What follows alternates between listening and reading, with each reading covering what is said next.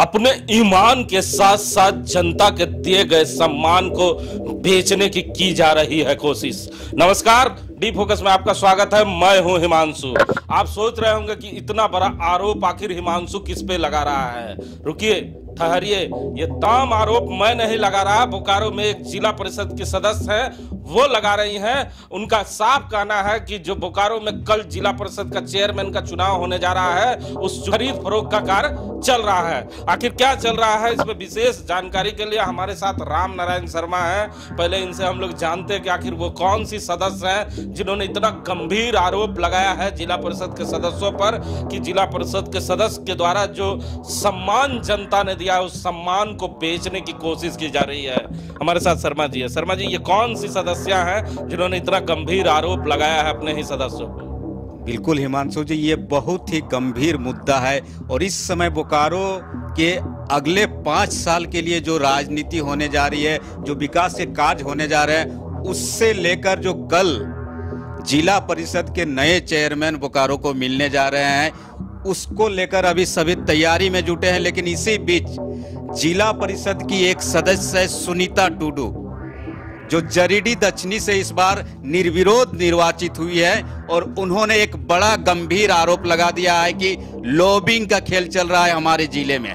यानी जो जिला परिषद के सदस्य है, उसके खरीद फरोख्त की पूरी राजनीति पूरे जिले में चल रही है। और इन्होंने अपने आरोप में तथ्य प्रस्तुत करते हुए कहा, हिमांशु जी, कि मैं इसलिए ये बात कह रही हूं क्योंकि मैं खुद जिला परिषद का अध्यक्ष लड़ने की इच्छुक हूं, लेकिन मेरे लिए कोई प्रस्तावक ही तैयार नहीं हो रहा है। बाकी सभी सदस्य अलग अलग जो लॉबिंग के चेहरे हैं उनकी तरफ चले गए हैं। और ये जो गंभीर आरोप है, जिसके बाद बोकारो जिले की राजनीति में जबरदस्त हलचल मची हुई है। और सबसे सनसनी की खबर भी है इस समय हिमांशु जी की, ये जो एक खुद सदस्य होकर इस तरह के आरोप राजनीति में लगाया जा रहा है, तो क्या कुछ चल रहा है हमारे जिले में हिमांशु जी? हमारे दर्शकों को पहले आप ये समझाएं, प्रस्तावक का क्या मतलब होता है, इतना इंपॉर्टेंट क्यों होता है प्रस्तावक, और प्रस्तावक कौन बन सकते हैं जिला परिषद के चेयरमैन का?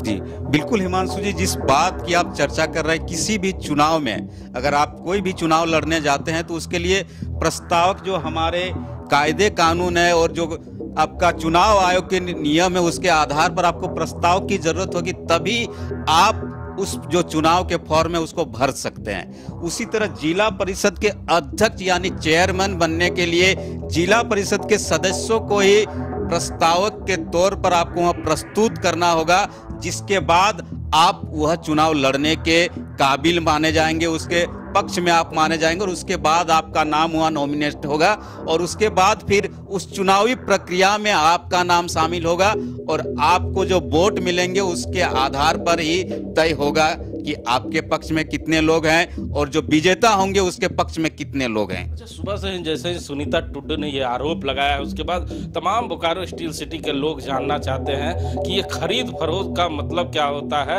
अगर जो मतलब समझ रहे हैं वो जानना चाहते हैं आखिर क्या कीमत लगी है, कितने में बिके हैं जिला परिषद के सदस्य। ये हमारा आरोप नहीं है, ये तो टुडू जी का आरोप है। मतलब क्या पैसा लिया जाता है, जो बाजार में चर्चाएं हैं कि 8 लाख, कोई कह रहा है 10 लाख, तो सुनीता टुडू ने कितने पैसे का खुलासा किया है? नहीं, पैसे की बात उन्होंने नहीं कही, लेकिन एक गंभीर आरोप जरूर लगा दिया कि लॉबिंग का खेल चल रहा है। और लॉबिंग का मतलब ही वही होता है हिमांशु जी कि इसमें लेन देन का खेल जबरदस्त बोकारो जिले में चल रहा है। और बोकारो जिले की राजनीति में जब चुनाव संपन्न हुआ जिस दिन, उसके बाद से ही इस तरह के कयास लगाए जा रहे थे, और उस कयास को इन्होंने एक जबरदस्त बल देते हुए साफ तौर पर कहा है कि जो लॉबिंग का खेल चल रहा है उसमें राजनीति जो कर रहे हैं वो लोग लोकतंत्र की हत्या करने की कोशिश कर रहे हैं। हिमांशु जी, ये बहुत गंभीर आरोप है। लोकतांत्रिक देश में लोकतंत्र की हत्या, जो जनता के चुने हुए जिला परिषद सदस्य हैं और उसकी लॉबिंग कर रहे हैं, वो करने की कोशिश कर रहे हैं हिमांशु जी। तो ये कोशिश हो रही है। आप भी 15 साल से पत्रकारिता में हैं, डी फोकस के साथ है, मैं भी लंबे समय से।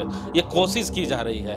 सुनीता टुडू इसके पहले भी सदस्य रही हैं, उनको इसके पहले भी इसकी जानकारी होगी। क्या लगता है आपको? हम लोग सुबह से सुनीता टुडू के पति से संपर्क में हैं कि आप कैमरे पे आए, हमारे कैमरे पे आए। वो हमारे कैमरे पे नहीं आ रहे हैं, कह रहे हैं समय नहीं है हमारे पास। तो क्या लगता है, इस तरह के बयान देकर कहीं उनका नंबर खाली तो नहीं रह गया? बिल्कुल, ये भी एक संभावना बताना जरूर है हिमांशु जी, राजनीति है तो हो सकता है इनके संपर्क में वो लॉबिंग वाले लोग ना आ पाए हों, जिसके बाद इन्होंने आखिरी क्षण में कहा जाता है कि सिक्सर मारा है इन्होंने, और ये राजनीति में भूचाल लाया हुआ है बोकारो जिले में अभी। लेकिन ये कहने में कोई गुरेज नहीं कि हो सकता है कि इनके पक्ष में लॉबिंग वाले लोग नहीं आए होंगे, जिसके बाद उन्होंने ये बड़ा स्टेप लिया हो। लेकिन एक तरह से उन्होंने खुलासा तो कर ही दिया है कि बोकारो जिले में जिला परिषद के चेयरमैन और डिप्टी चेयरमैन को लेकर क्या कुछ जिले में चल रहा है हिमांशु जी। तो क्या कुछ चल रहा है जिले में, आपको ये तस्वीरें दिखा रहे हैं और ये सच्चाई से रूबरू करा रहे हैं। जो लोग जिला परिषद क्षेत्र में रहते हैं अपने क्षेत्र को जरूर गौर से देखें कि आपके जिला परिषद क्षेत्र में आपका जिला परिषद मौजूद है कि नहीं। अगर आपका जिला परिषद आपके क्षेत्र में, अपने घर में और अपने क्षेत्र में नहीं है तो आप समझ जाए कि ये खरीद बिक्री के कार्यक्रम में आपका जिला परिषद लिप्त है। ये मैं नहीं कह रहा, ये सुनीता टुड्डू कह रही है कि खरीद फरोख्त का काम चल रहा है। लेकिन सबसे पहले हम आपको ये बता दें कि आखिर कल जो चुनाव होने जा रहा है उस चुनाव में सबसे दो बड़े नाम की चर्चा हम आपको करने जा रहे हैं और बड़ा खुलासा करने जा रहे हैं कि आखिर वो दो कौन नाम है जो चेयरमैन अगली बार बन सकता है, 5 सालों के लिए जिला परिषद का चेयरमैन बन सकता है या बन सकती है। हमारे साथ राम नारायण शर्मा है, इनसे हम लोग जानेंगे। शर्मा जी, हमारे दर्शक सबसे पहले ये जानना चाहते हैं कि जो जिला परिषद का चेयरमैन का सीट है, उस सीट पे कल जो चुनाव होने जा रहा है उसमें दो बड़े नाम कौन है जिसकी लॉबिंग तगड़ी चल रही है, और ये जो खरीद फरोख्त का मामला चल रहा है इसमें कौन आगे है और वो सदस्य कौन है जिस पे दांव खेला जा सकता है। तो दो बड़े नामों को जरा जल्दी से बताएं हमारे दर्शकों को। बिल्कुल बिल्कुल हिमांशु जी, जो लॉबिंग का खेल चल रहा है और बोकारो जिले की राजनीति में इस समय जो सबसे बड़ा सस्पेंस और यहाँ तक कि बहुत सारे प्रत्यक्ष प्रमाण भी है, उसको लेकर आप कहें तो एक बबीता देवी जी हैं और दूसरी सुनीता देवी जी हैं। तो सुन लिया, इस समय की सबसे बड़ी खबर बबीता और सुनीता पे हो सकता है बड़ा दांव खेल सकते हैं जिला परिषद के जितने भी सदस्य हैं। जो सुनीता टुड्डू आरोप लगा रही है, ये आरोप का क्या होगा ये तो हम नहीं जानते, लेकिन जो कल चुनाव होने जा रहा है उसमें बबीता और सुनीता, ये दो बड़े नाम शर्मा जी ने खुलासा किया है। आखिर क्या कारण है कि इस दो बड़े नामों का चर्चा वो कर रहे हैं और ये दो बड़े जो नाम है वो कहां से हैं, कौन से प्रखंड से हैं? जरा शर्मा जी से हम लोग सबसे पहले जानते हैं बबीता के बारे में। जो बबीता देवी जी हैं वो कहां से जिला परिषद के सदस्य हैं, क्या बैकग्राउंड है, आखिर क्यों आप कहना चाह रहे हैं कि ये रेस में आगे हैं? जी बिल्कुल, बबीता देवी जी गोमिया प्रखंड से चुनाव लड़ी हैं और जीत कर आगे आई है हिमांशु जी। और साफ कह रहा है कि जब से बबीता जी चुनाव लड़ी हैं उस समय से ही इस पर एक विशेष राजनीतिक दल की कृपा दृष्टि रही है और राजनीतिक दल ने उससे पहले किसी और सदस्य पर अपना छाप रखा था, अपना हाथ रखा था, लेकिन वो कामयाबी नहीं हासिल हो जाने के बाद जो राजनीतिक दल है, मैं आपको बता दूं कि वो बड़े राजनीतिक खिलाड़ी है, उन्होंने बबीता देवी की तरफ अपना रुख किया है और इस रुख में उन्हें साफ साफ लगता है कि वे बाजी मारने जा रहे हैं इस बार के जो जिला परिषद का चेयरमैन है उसके चुनाव में। और उन्हें साफ लग रहा है कि इस बार उनके पक्ष में बोकारो जिले के वो जो बड़े नाम है, ठीक है उसका आप खुलासा नहीं कर रहे, बड़े नेता की बात नहीं बता रहे हैं, लेकिन हमारे दर्शकों को ये बताएं कि उस बड़े चेहरे ने इस छोटे चेहरे का चयन क्यों किया है, आखिर क्या कारण रहा? क्योंकि जिला में उस बड़े चेहरे के नाम से जो जाने जाते हैं और उनकी पार्टी जो है उनके अच्छे खासे सदस्य जीत के आए हैं, तो बबीता का ही सिलेक्शन क्यों किया गया? बिल्कुल, बबीता देवी जी के बारे में कहा जाता है कि जिस तरह उस क्षेत्र से हैं, उस क्षेत्र को देखते हुए ये तय किया गया। और ये जो राजनीति का जो अंक गणित है हिमांशु जी, जिस पार्टी की हम बात कर रहे हैं उस पार्टी से अभी स्पष्ट कहा जाता है कि आजसू जो पार्टी है झारखंड की राजनीति में एक बड़ा नाम है, बड़ा चर्चित पार्टी रहती है। और उनके जो इस बार जिला परिषद का चुनाव हुआ है उसमें 7 सदस्य उनके अप्रत्यक्ष या प्रत्यक्ष तौर पर चुने गए हैं, जिसके बाद उनकी तरफ से ये पूरा खेल रचा गया है कि इस बार जिला परिषद में अगर झारखंड के बोकारो जिले में हम यह सीट हासिल नहीं कर पाते हैं तो फिर हमारे जो आजसू का दामन है उस पर लोग कैसे भरोसा करेंगे हिमांशु जी। और उसको देखते हुए बबीता, इससे पहले कई और चेहरे उनके थे, जिसमें आप राजेश महतो जी की बात कर लें और भी 1-2 नाम है जिसमें आपके ये जो क्या जो थे उनके भी नाम की बात हो रही थी, अमरदीप, हाँ अमरदीप महाराज की भी नाम हो रही थी, लेकिन बात नहीं बनी हिमांशु जी। इन नामों पर हो सकता है कुछ वजह हो, लेकिन उनके बाद बबीता जी का नाम आता है और स्पष्ट इन पर सभी की जो गोटियां है सटीक बैठती है और उसके बाद ये सारा खेल शुरू होता है। और अब इन्हें स्पष्ट लग रहा है कि चूंकि उनके सबसे ज्यादा यहाँ पर सदस्य जीत कर आए हैं और उनके साथ जो दूसरी राजनीतिक पार्टी है, अगर उनका हाथ उनके ऊपर पड़ जाए तो ये निश्चित तौर पर जीतने के लिए आगे आए हैं और जीत सकते हैं, ऐसा उन्हें लग रहा है हिमांशु जी। तो सुना आपने, ऐसा उन्हें लग रहा है क्योंकि आजसू पार्टी ने दाव खेला था। शर्मा जी रह नहीं पाए, पार्टी का नाम उन्होंने बता ही दिया है। जब पार्टी का नाम बता दिया तो मैं उन्हें आपको बता दूं और साफ तरीके से बता दूं कि जैसे ही चुनाव समाप्त हुआ उसके बाद आजसू पार्टी लॉबिंग में लग गई। आपको मैं बताऊं कि चुनाव के पहले ही उन्होंने मदन मास्टर के पत्नी पर दाव खेलने का फार्मूला आजमाया था और उनकी पत्नी को चुनाव में आगे लाया गया था। लंबे समय के मेहनत मशक्कत के बाद उनकी पत्नी का नाम जब वोटर लिस्ट से हट गया तो उनकी सास को चुनाव लड़ाया गया, लेकिन वो कामयाबी हासिल नहीं कर पाई। जैसे ही कामयाबी हासिल नहीं की तो चंदन क्यारी के एक बड़े नेता ने चंदन क्यारी और बोकारो जो बॉर्डर है उस बीच से एक युवा तेज तरार लड़के को जिसका नाम है राजेश महतो, उसे अपने सुप्रीमो के पास ले गए और वहां पर उन पे भी बात नहीं बन पाई। लेकिन हम आपको बता दें, जो अभी तक आप नहीं जानते हैं कि कांग्रेस पार्टी के एक दिग्गज नेता भी आजसू के सुप्रीमो से मिलने के लिए उनके घर दिल्ली चले गए थे और उन्होंने भी आजसू ज्वाइन करने का ऑफर दिया था और चेयरमैन बनने के लॉबिंग में वो भी आगे चल रहे थे, जिसमें चंदन क्यारी के एक बड़े नेता का बहुत बड़ा हाथ था। लेकिन बात नहीं बन पाई। बात नहीं बनने के बाद अमरदीप महाराज पे दाव खेलने का प्रयास किया गया, लेकिन अमरदीप महाराज पे भी बात नहीं बन पाई। उसके बाद बबीता जी का नाम आया है और ये बबीता देवी क्या करेंगी ये तो कल ही मालूम चलेगा। लेकिन सूत्र बता रहे हैं कि बबीता देवी ने अपने समर्थकों को लेकर बोकारो से वो बाहर भी चली गई है। हम इसकी पुष्टि नहीं कर रहे हैं कि जिला परिषद सदस्य उनके साथ है, लेकिन सूत्र कह रहे हैं। लेकिन दूसरा नाम जो सुनीता है, बबीता और सुनीता में एक लड़ाई हो सकती है, एक अच्छा मुकाबला हो सकता है।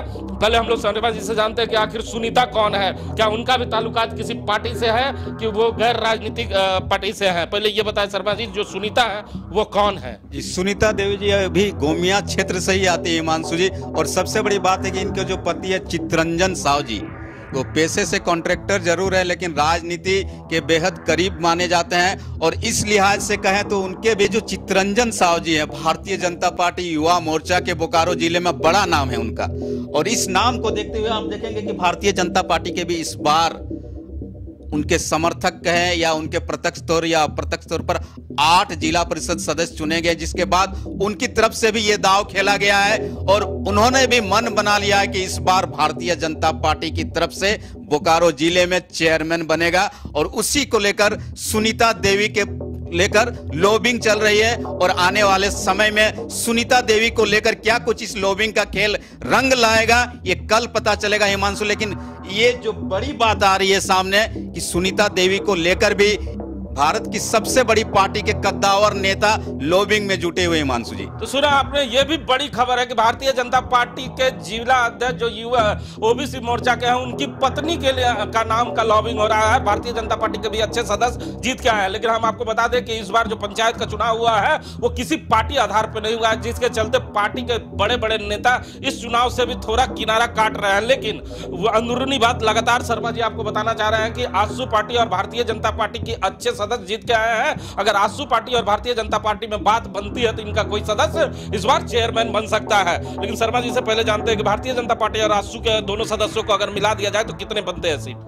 जी टोटल 17 सीट बनते हैं हिमांशु जी, बहुत बड़ी बात है। और ये जो आपको बहुमत चाहिए उससे ऊपर ही है हिमांशु जी, और ये बड़ा रंग ला सकता है। इसीलिए इन्होंने अपने अपने तरीके से लॉबिंग की है बोकारो जिले में। और इस लॉबिंग को देखते हुए भी वैसे लोग या वैसे जिला परिषद सदस्य बार बार कह रहे हैं कि जिले में लोकतंत्र की हत्या होने की पूरी संभावना नजर आ रही है। लेकिन ये राजनीति का खेल है। झारखंड मुक्ति मोर्चा का क्या पोजीशन है? झारखंड मुक्ति मोर्चा एक बार फिर खिलाड़ी बनकर जरूर सामने आए थे, लेकिन वो खिलाड़ी बन पाएंगे या नहीं ये तो कल ही पता चलेगा। लेकिन उनके भी कहा जाता है कि 5 सदस्य इस बार जिला परिषद के तौर पर निर्वाचित हुए हैं, तो वहीं कांग्रेस पार्टी के भी 2 सदस्य जिला परिषद के तौर पर निर्वाचित हुए। यानी जो महागठबंधन की अगर हम लोग बात कर ले हिमांशु जी तो 5 और 2 7 सदस्य इनके भी है। लेकिन इस खेल को बिगाड़ने की कोशिश में वे जरूर आए हैं, लेकिन खेल को बिगाड़ पाते हैं या खेल को अपने पक्ष में ले जाएंगे ये तो कल बताएगा। लेकिन झारखंड मुक्ति मोर्चा के फेवर में कोई बड़ा नाम या कांग्रेस पार्टी का कोई बड़ा नाम आपको सीधे सीधे इस खेल के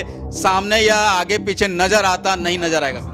लगातार दर्शक हम लोग से फोन कर रहे थे, जो नेता हैं वो भी बहुत इंटरेस्ट ले रहे हैं इसमें, और वो भी फोन कर रहे हैं कि हिमांशु भाई जरा बताएं, क्योंकि अगली बार जिला परिषद का जब चेयरमैन की चुनाव हो रही थी और उसके एक दिन पहले ही सदस्य लोग आए थे, जितने सदस्य थे सब बस पे बैठ के चले गए थे मंदार पर्वत में, समुद्र की हवा खाया, ताजी ताजी हवाएं खाकर इस जगह पे आए थे। तो लोग हमसे पूछ रहे हैं कि हिमांशु भाई क्या जिला परिषद के सदस्य इस बार गाँव की हवा खा रहे हैं कि अपने क्षेत्र से बाहर है? जरा इस पे भी बताएं। नहीं, सूत्र की माने हिमांशु जी तो इस बार भी कुछ ऐसा ही नजारा है बोकारो जिले में, और आपने इससे पहले बता भी दिया कि अगर आपके क्षेत्र में आपका जिला परिषद सदस्य नजर नहीं आ रहा है तो समझ ले वो भी कहीं का बोकारो जिले को छोड़कर दूसरे जिले की हवा खाने के लिए निकल गया है। और कल अचानक से उनकी हवाई एंट्री होगी, और हवाई एंट्री के बाद चुनाव में वे किसके फेवर में खड़े होंगे, कल की एंट्री ही बता देगी हिमांशु जी की किनके फेवर में वो खड़े होंगे। तो सुना आपने इस समय के जो सबसे बड़ी खबर है उससे हम लोगों ने आपको रूबरू करा दिया है कि कल जो चेयरमैन का चुनाव होने जा रहा है उसे लेकर काफी गर्मा गर्मी है। अब सदस्य भी मुखर होकर सामने आने लगे हैं। उन्होंने साफ आरोप लगाया है कि जिला परिषद के जो भी सदस्य हैं उन्होंने अपने ईमान का समझौता कर दिया है, और जो ग्रामीणों ने उन्हें सम्मान दिया था उस सम्मान को बेचने के लिए तैयार हो गए हैं। ठहरिए, ये बातें इतनी जोर से इसलिए मैं कह पा रहा हूं क्योंकि आप ही के सदस्य ने आप पे आरोप लगाया है। ये डी फोकस का आरोप नहीं है और हम कोई भी आरोप की पुष्टि भी नहीं करते। आने वाला समय बताएगा। और साफ तौर पे एक बात जाते जाते जरूर कहना चाहूंगा कि जो लोग जिस जिला परिषद क्षेत्र में रहते हैं, अगर आपका जिला परिषद आपके क्षेत्र में नहीं है, आपके घर में नहीं है, अपने घर में नहीं है, आपके साथ नहीं है, तो आप समझ जाए कि सुनीता टुट्टी जो बातों को कह रही है वो बातों में कितना ताकत है। और शर्मा जी ने जो इशारे में कहा है कि वो गांव की हवा खाने की बजाय दूसरे प्रदेश की हवा खाने गए हैं, वो हवा खा के कल आएंगे। तो कौन कौन लोग कल आएंगे और किस पे मुहर लगाएंगे और अगला जिला परिषद का चेयरमैन कौन होगा, इसके लिए आप इंतजार करें। इंतजार करने के बाद ही आपको पता चल पाएगा कि आसू और बीजेपी का जो गठबंधन है इस जिला परिषद के चेयरमैन के चुनाव में वो गठबंधन दिखता है कि नहीं, ये तो कल ही पता चल पाएगा। कैमरामैन देवेंद्र के साथ जीपी हिमांशु, स्टूडियो।